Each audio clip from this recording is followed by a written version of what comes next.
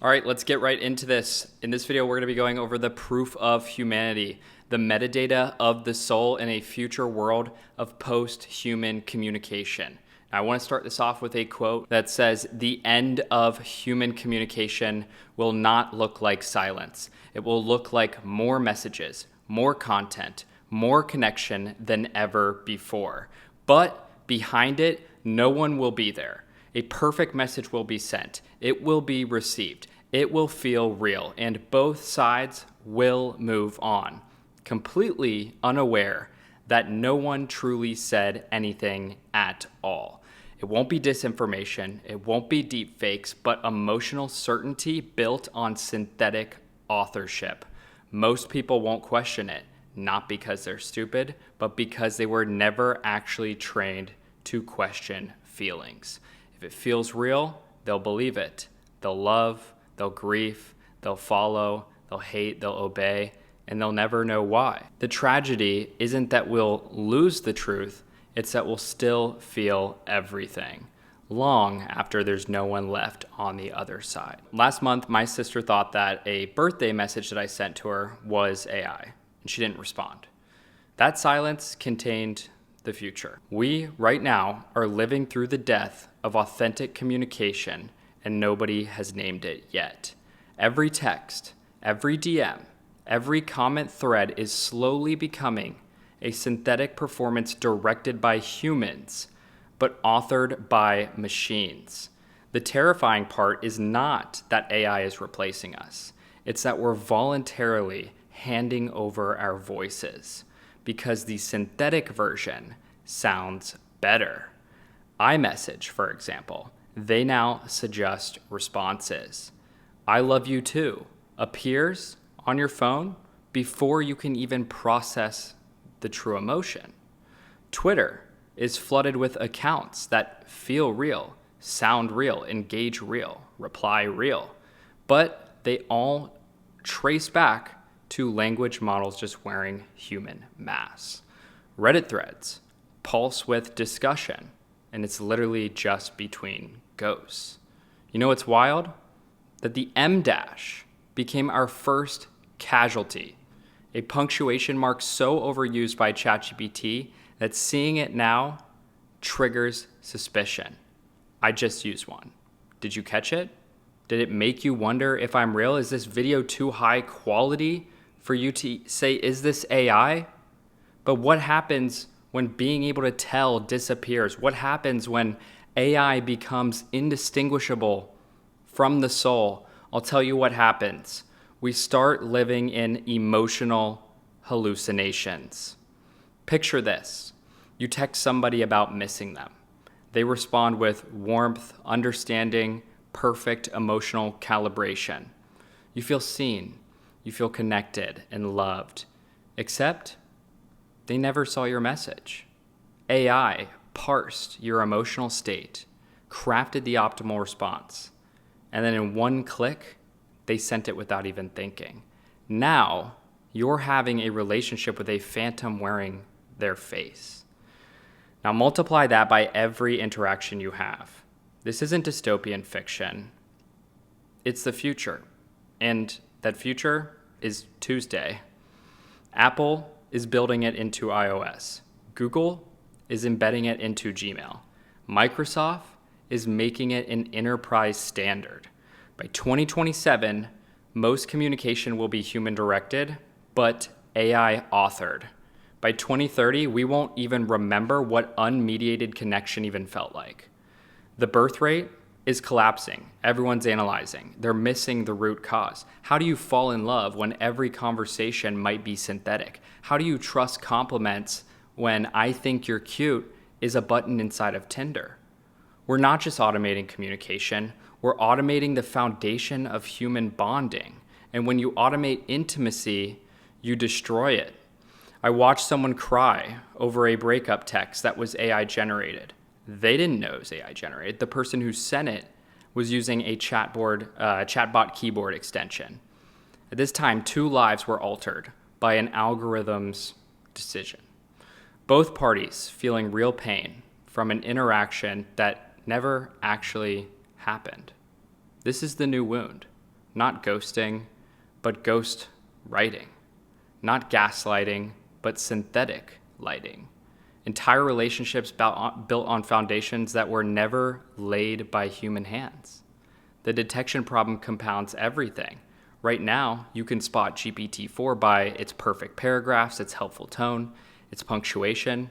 But what about GPT-7? What about when Zuck completes his vision and every platform runs your personality through predictive models?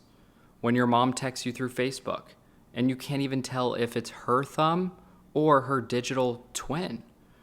We'll fracture into 3 realities, and each one is its own kind of hell. Reality 1, AI mistaken for humans. This is where most people will live. They'll receive messages, feel emotions, and make decisions, all based on synthetic input that they believe is real. Your coworker's supportive message after your presentation, AI noticed your calendar event and generated appropriate encouragement. That flirty banter with your Hinge match, the AI is optimizing for engagement metrics. The horror isn't deception. It's that no one intended to deceive. The coworker set their AI to supportive colleague mode. The dating app user enabled conversational assistance. Everyone's authenticity got outsourced and nobody noticed when it stopped coming back. You'll live your entire emotional life responding to ghosts, falling in love with phantoms, building friendships with algorithms, never knowing behind every response is an empty room where a human used to be. Then there's reality 2. Humans mistaken for AI. Now this one might be worse. Imagine pouring your heart out and getting silence because your genuine emotion seemed too polished, too aware, too perfect to be real. My sister experienced this when she ignored my heartfelt birthday message. Now, how many connections will we lose because authenticity becomes indistinguishable from AI? I spent hours crafting the perfect message only to be dismissed as obviously ChatGPT. You see, relationships crumble not from lack of care, but from excess suspicion. We'll become so paranoid about synthetic emotion that we'll reject real emotion that dares to be articulate. The tragedy, the better you become at expressing yourself, the less people will believe it's you. Eloquence becomes evidence of artificiality. Emotional intelligence becomes proof that you're not human. We'll train ourselves to write worse just to be believed. I might cough or sneeze in this video just so you know it's not AI. Now here's reality 3. AI to AI conversations wearing human faces. This is the endgame that nobody wants to acknowledge. When your AI tone reply is talking to their AI tone reply, while nobody's truly even reading or understanding anything. Maintaining relationships, having arguments, making plans, sharing memes, entire social networks just running on autopilot. The emotions your AI performed, those become your history. We become NPCs in our own social lives, watching synthetic versions of ourselves perform connection. I'm sure you've seen on Twitter, AI-generated tweet, and then a reply that's generated with AI, then somebody arguing, and that's an AI-generated, and they're just going back and forth. While we scroll detached, wondering why nothing feels real anymore, here's what's truly messed up or fucked. These aren't 3 separate futures. And maybe fucked too, because AI can't say fucked. The 3 layers of the same reality are happening simultaneously that I just went over. In every conversation, you won't know which layer you're in. Are you talking to a human? Is the human reading your responses? Are your AIs having their own relationship in parallel to yours? The uncertainty becomes the torture. The platforms know this is coming, and they're counting on it. Every feature rollout brings us closer. Smart Reply became Smart Compose, which became Let AI write for you, which became Let AI be you. The progression is intentional. They need you comfortable outsourcing your voice before you really realize that you've outsourced your entire soul. And here's the kicker. We asked for this. Every time we complained about email overload, social media exhaustion, communication burnout, we were building the case for our own replacement. I wish I didn't have to respond to all these messages.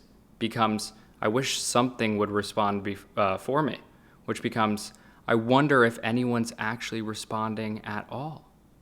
The real question isn't whether this will happen, it's what remains human when it does. Because make no mistake, the architects are already building. Right now, someone is training an AI on their communication style. Someone's automating their entire social presence.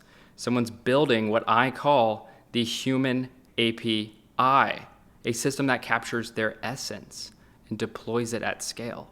They'll have 10,000 conversations they'll never read, build relationships they'll never feel, create connections they'll never know existed. Omnipresence at scale. And they will win. Not because they're evil, but because they're efficient. And while you struggle with the bandwidth of being human, they will transcend it. They'll be everywhere at once, perfectly calibrated, never tired, always on.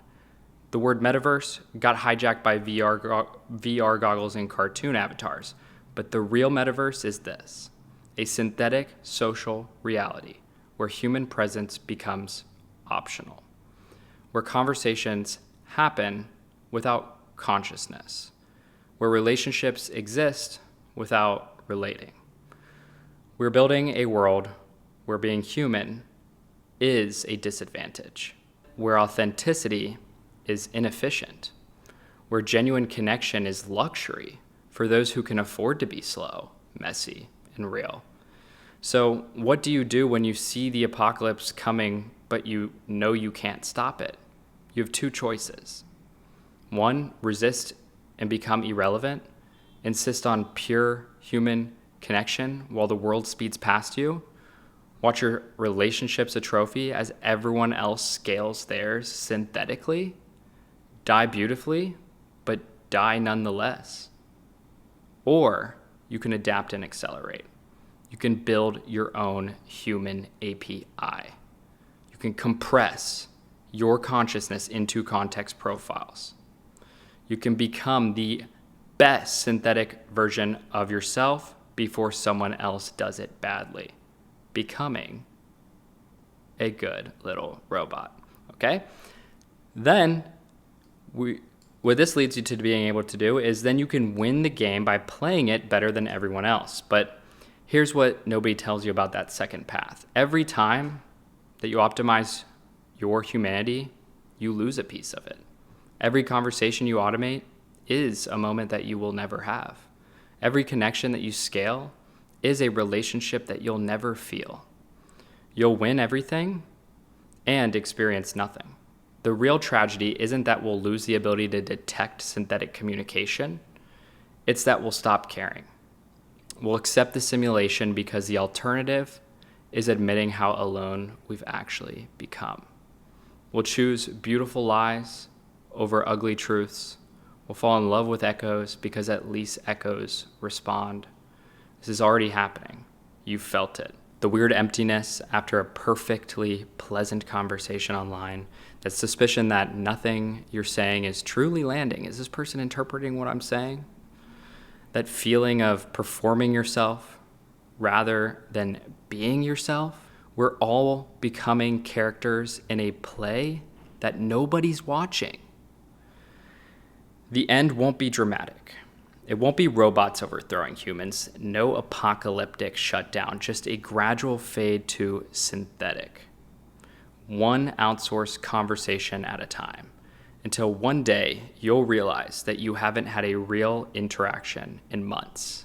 The saddest part, you won't even miss it, because your AI will have been maintaining the illusion so perfectly.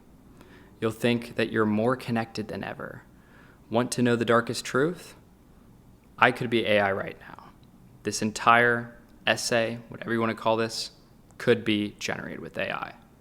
These examples, perfectly crafted to trigger your recognition, this vulnerability optimized for trust, you'll never know.